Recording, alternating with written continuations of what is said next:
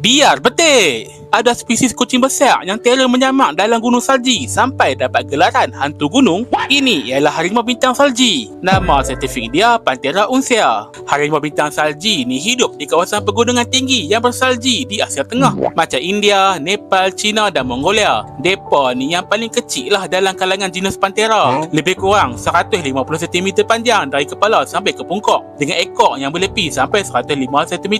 Berat dia pula dalam 55 kg saja. Tapi kecil-kecil pun dia ni bahaya tau. Harimau bintang salji ada kuku tajam dan melengkung yang mereka guna untuk ragas tebing curam. Mereka juga boleh lompat sampai 15 meter jauh tau. Nak lintas jurang bukit tu celah gigi dia saja. Memang power no haram. Bulu dia warna kelabu cerah, penuh dengan corak rozet warna hitam. Memang senanglah dia nak sembunyi di celah-celah batu dan salji. Tak percaya, hampa tengok gambar ni.